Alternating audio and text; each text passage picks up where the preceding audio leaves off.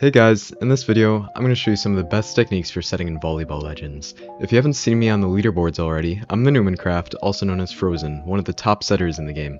Let's jump right in.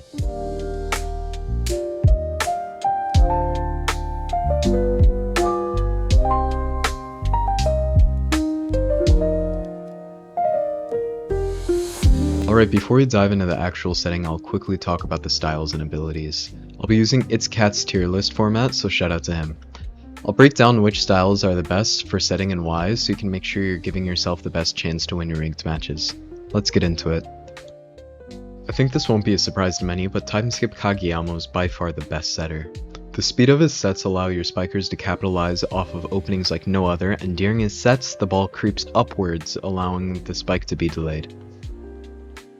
Coming in second for setting is going to be the Maya twins. While for strictly setting, Kageyama is better, the ability for a setter to occasionally spike a ball fast is very powerful.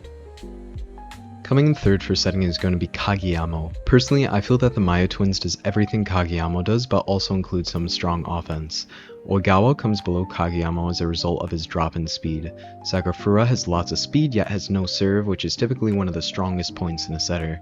Even worse than Sakafura, Kasumi has no serve and little speed, making him the least viable option for setting. If you use any other style for setting long range distances, it likely won't work too well because you'll need to frequently spike the ball.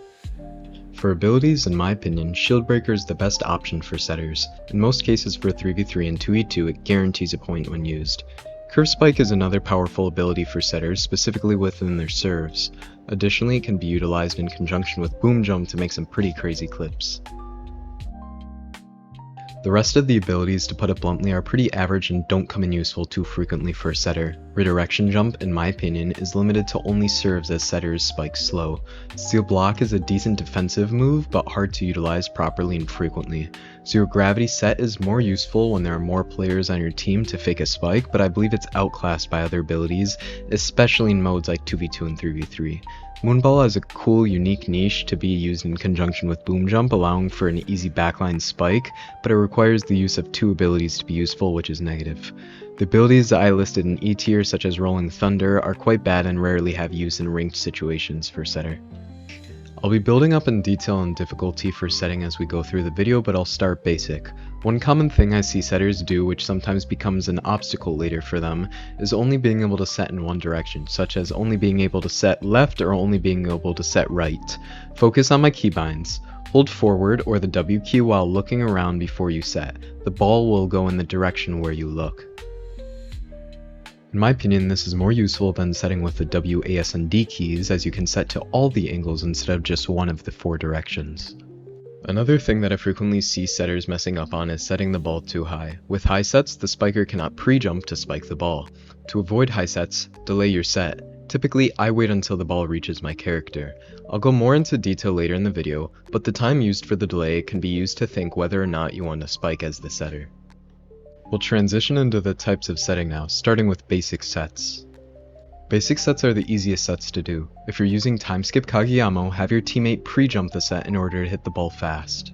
If your teammate is close to the ball when you set them, consider using advanced settings to make the ball easier to hit. However, all sets, even Timeskip Kageyama sets, can be hit as they are moving. Because of this, I like to say that it's always the spiker's fault if they miss my sets. We'll now cover stop sets, another easy set to utilize for the setter and the spiker. However, it's not the best and shouldn't be overused. To do this set, simply do a low power set, which is straight up, then spike the ball. The spike is sometimes useful in waiting until the defender is on jump cooldown. We'll now cover bump sets, another easy set to do, but harder for spikers to hit, especially if they're unfamiliar with spiking bumps. To do this set, have your teammate pre-jump close to you and bump it at them. It's important to stay still when bumping because your velocity affects the ball's velocity when you bump. You can make it less obvious that you're bump setting by staying unshift locked prior to bumping the ball. Next, we'll cover instance sets. They're called many things, but within my friend group we call them Jumpscare sets. These sets, typically unplanned and spontaneous, catch not only your team off guard but also the opposing team. To do this set block while angled left or right. If you are set blocking at middle, use advanced settings to do a half power set. It's important to note that this set is only practical as timeskip Kageyama, as other characters' sets do not stop. Transitioning into the more advanced sets, block setting uses blocking to set your teammates. While normal setting is often superior, you can back block or fish the ball at the net and have your teammates immediately spike from it. This is a set I frequently utilize in ranked matches. To properly utilize block sets, face backwards towards the net and block. The way in which you angle your character does not affect your hitbox in block setting. However, it affects how far backwards the ball goes. I find that not tilting works the best when block setting.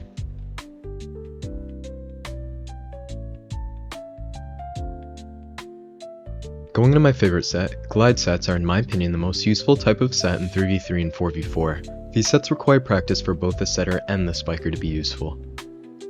To do a glide set with timeskip Kageyama, have your spiker pre-jump in a direction slightly earlier than your set, then set towards your spiker at full speed.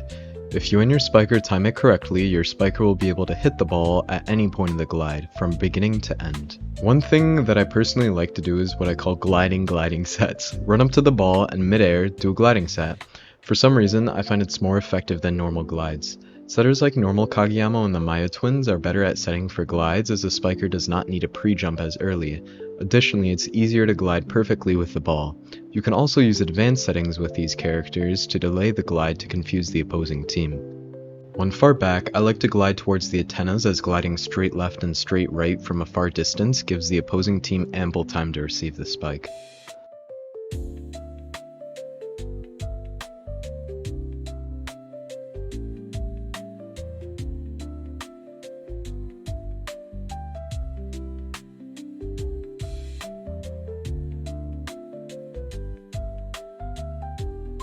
The next type of set I'll be talking about is spike sets, also known as blitzes. In my opinion, this is one of the hardest sets to set and spike. To spike set, spike the ball at its peak height at your spiker.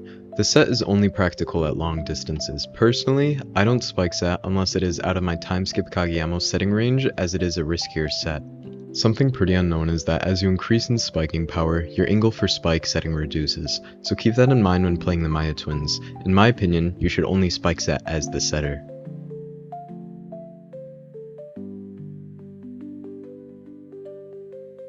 The last type of set we'll be talking about is boom jump setting. In my opinion, boom jump is the best ability for a spiker to have, as it allows you to easily get a backline shot if used properly.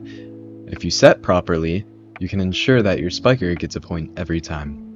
To set for boom jump, have your spiker stand on you. Right before you set, have your spiker toggle the boom jump and then set straight up.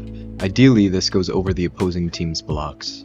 Another type of boom jump set is from a bump to a cross or cut. This can result in the tightest possible cut in game.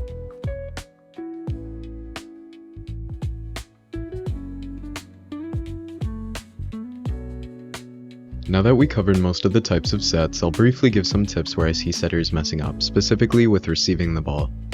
Many setters make the mistake of walking forward when they set the ball, especially when receiving serves.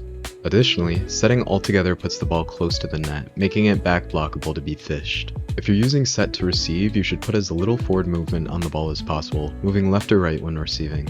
I believe the best way to receive as a setter is with low power bumps. This gives the ball minimal forward movement, and if you look in another direction prior to receiving the ball, it will go in that direction. Occasionally, a setter will need to hit the ball over the net if it's the last touch. If it's backline, bumping towards the net seems logical, but it's easy to spike for the opposing team. Therefore, you should spike. However, spiking as a setter is very dangerous. The spikes do not have a large downwards tilt and will likely go out. As a result, you have to delay your spikes as much as possible so they stay in. I'll quickly show you guys my serve. It's nothing fancy, but it works surprisingly well. Full charge and then choose your spot. I serve on the ball's way up.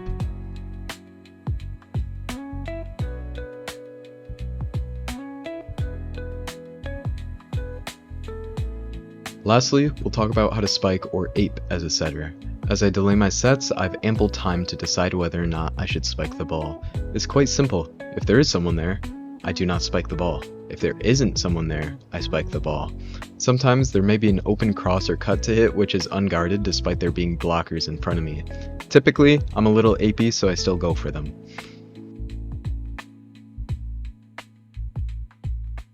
Unfortunately, or fortunately, depending on how asleep you are, that's it for this video. I don't really care if you subscribe or like, but if you want to see something else, such as uncut gameplay or have some questions, let me know in the comments below. Yeah, that's it. Peace out.